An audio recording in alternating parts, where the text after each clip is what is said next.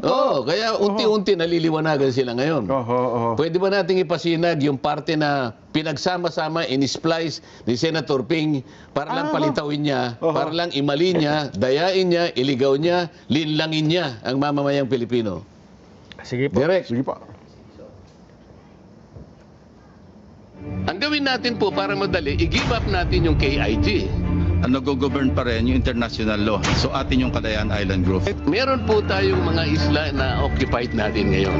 Ito yung Kalayaan Island Group. Ngunit, they are way beyond our EEZ. Wala doon sa limit ng ating exclusive economic zone. Being a member of the armed forces, our seas, our rights, and our future, and we just stick to what is legally ours, what is stated in our law, sir. I'd like to congratulate you for responding very well to the questions of the Honorable Marcoleta. Nakita nyo? Nakita ninyo? Samantalang nung tinatanong ko siya, alam mo ba, Kapitan, na yung mga ibang features na ino-occupy natin ay labas sa ating exclusive economy. Hindi siya sumagot. Opo. Hindi na nga sabi ko, huwag kang mahihiya, be honest, Kapitan. Wala sila kako sa loob ng ating exclusive economic zone. Pero sinabi ko nga, I will not take it against you. Opo. Ngayon, ang tinanong ko uli, yung nga sinasabi ko, anong political gain, anong economic interest ang ating makukuha kung papayagan natin si Commodore Tariela na hiyain sa magitan ng mga caricatures ang mga heads of state ng ibang bansa. Sinabi niya, we will fight for... doon niya pinasok yun. So pinagsama-sama po niya, para sa ganon, akala mo, pinagigibab ko, sumagot, ilalaban po namin yan, kinongratulate naman niya, nakita niyo kung paano niyo pinagsama-sama? Na para bagang ang dating, kinakampihan niya yung si Captain Pilar kasi nga yung mga sagot daw niya. Samantalang ang pinag-uusapan naman namin doon nung i-give up mo ka ako para hindi ka mahirapan sapagkat hindi mo maido-drawing talaga ang West Philippine Sea. Ang layo. So, gusto ko siyang tulungan sa kanyang paghihirap nasagutin na talagang kung nga yung mga Namria, hirap na hirap siya pa kaya.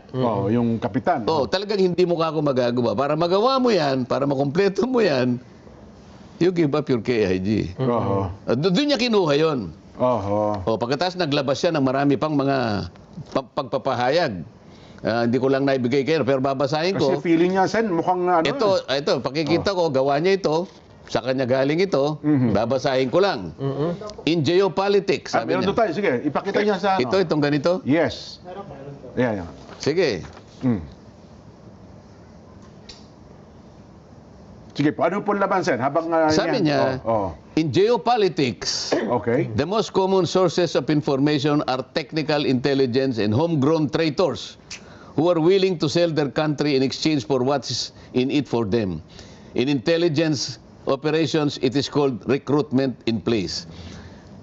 Unang-una, bakit dinefine niya yung geopolitics ng ganito? In geopolitics, sabi niya, opo.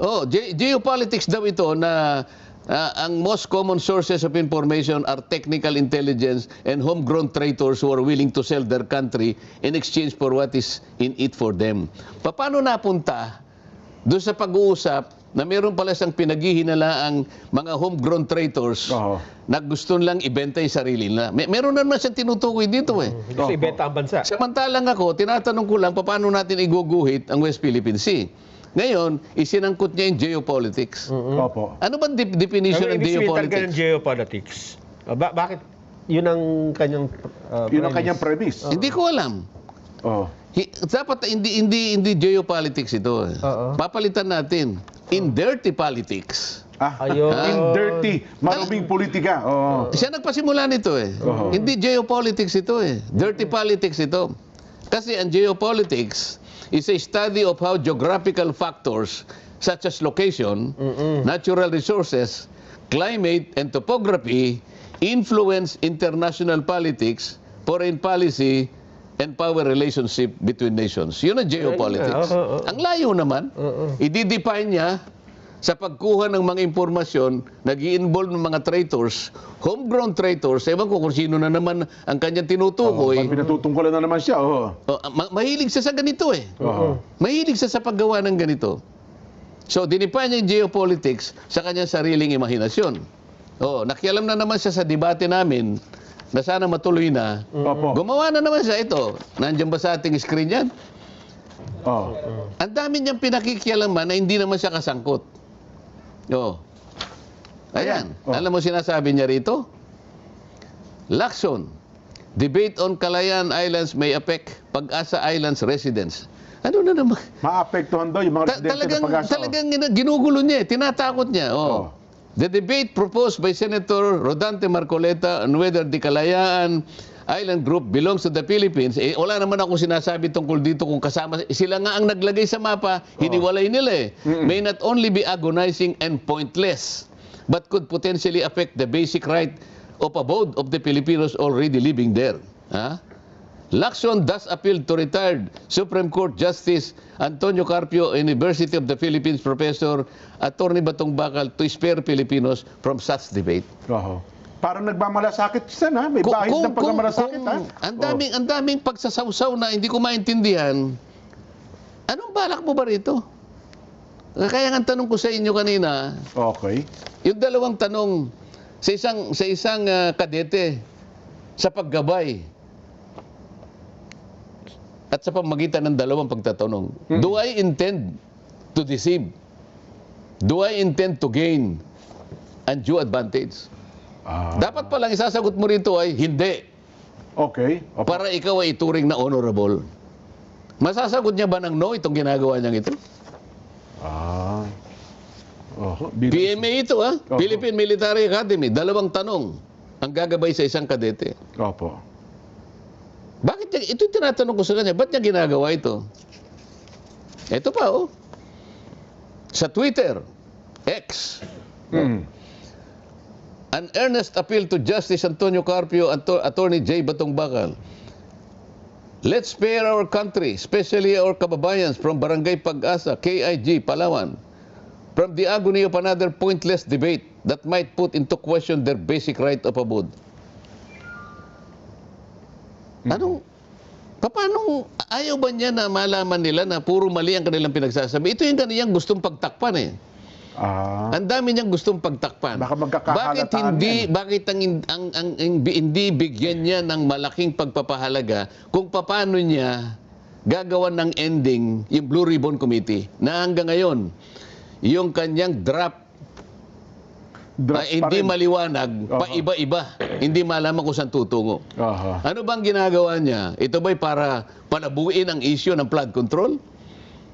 Doon pa lang ito yung hinahanap sa iyo ng tao. Dito ka hinahanapan ng output. Ninakaw, nilimas ang kabang bayan. Pero pa iba-ibang pinatutungkulan. Sabi niya, i-charge natin si ganito. Ngayon, hindi na natin i-charge naman. Ano ba talaga? Saan ba talaga patutungo ito? So, imbes na ito ang bigyan niya ng focus, ng atensyon. Pinaka-focus ng atensyon sapagkat itong kailangan ayusin mo, naghihintay ang milyon-milyong kababayan mo. Dahil ikaw ang chairman yan. Pagkatapos pupunta ka na naman dito, pati yung pagliliwanag sana, para ngayon ay mapag-usapan ang lahat ng issue, may kinalaman sa masalimut na issue na yan, sasabihin mo na naman, wag na kayo makipaglibate. Ano bang pakialam mo dito? Di ba? Lahat gusto niyang pakialaman. Siguro, baka sabihin niya, bilang senador ng bayan, siyempre, baka may pakialam din po siya, Sen, di ba? Pakialaman mo yung talagang makabubuti sa bansa natin. Ayun. Bakit pagka pagliliwanag, nakikialam ka? Pero yung paglalabo, pinipilit mo. Itong pinag-uusapan natin yung flood control Ito yung liwanagin mo. Huwag mo palalabuin. Hindi pa tapos dito sapagkat kung sakali makakuha kayo ng pipirma, kung sakali lang magtagumpay kayo, makakuha kayo ng pirma na labing isa. So it becomes the majority report. Okay. Okay? Majority report. O i-adapt natin. Okay? O paano ngayon? Pagtayo mo ngayon, i-depensa mo sa plenary yan. Yun ang proseso. Yun pala. Ito yung dapat nating bigyan ng pagpapalaga. Nilimas ang kababayan. Hindi mo pa nga naliliwanagan eh. Ang Hindi pa daming natatapos. malabo dito. Ang daming pinalabo dito. Pati direksyon hindi na malaman. Ha? Pati coordinates. Oh, pati coordinates. Noon pa sinabi ko na pagkatapos tinangka nilang basagin. At tapos bandang huli, inamin na naman. O ngayon sabi niya, I'll make one emphasis. Opo. I will go wherever evidence leads us. O yun na nga, tindi nun, Sen. Oo. Natatandaan ko yun. O ano ngayon, papunta lahat sa sapsap. Nabanggit sa Papunta inyo. lahat sa sapsap eh. Aha. Yung ba yung direksyon, pupuntahan natin ang mga sapsap? Parang yun talaga ang direksyon niyan, Sen. Kasi Oo. ayaw niya paabutin yung palalaking isda eh. O kaya siguro, yung sa paggawa ng West Philippine Sea, Yun ang baka nakitang sinakop nila alternatibo. sapsap lang. Paano yung KIG? Kaya tinatanong ko uli, titignan po ninyo, balikan po ninyo yung mapa. Bakit po ninyo hiniwalay Ang KIG. ang KIG? Hindi po kami gumawa niyan, ginawa po ng ating pamahalaan. At nung isubmit po yan sa tribunal, kasama si Justice Carpio, kasama si Batong Bakal. Aha. Oh. Tapos Ngayon, ang mangyayari ngayon, stopel. Hindi na natin kayang baguhin yun kasi sinabit natin Naisabit dyan. na, oh. Hindi lamang yun, ha? Marami pang mapang ganun din ang uri. Hindi lamang yun pinakita, isa lamang yun doon sa pinakita ko. Pagkatapos sasabihin nyo, merong isang traidor. Tapos kayo ang sasabihin hindi nagsasalitang hindi teritoryo ng Pilipinas ang KIG. Pagkatapos sa akin yung sasabing, Parang ipinamimigay niyo raw ang KIG. pagkatapos hahamunin pa ako sa sinabi kong, whether or not the KIG is part, kayo nga ang nauna eh, iniwalay nga ninyo eh. Aha. Pero ano pang original version? Alam mo, Sen? kaya hindi ko muna nilabas yan. Ayaw kung kahit papano, siyempre yung gobyerno nagkamali siguro. Bakit ganun? Ano? Oo nga Pero po. napilitan na rin ako eh. Paano? Sa akin ipinupukol ang pagkakamali na sila ang gumawa. Pagkatapos pagtatakpan nila yung kanilang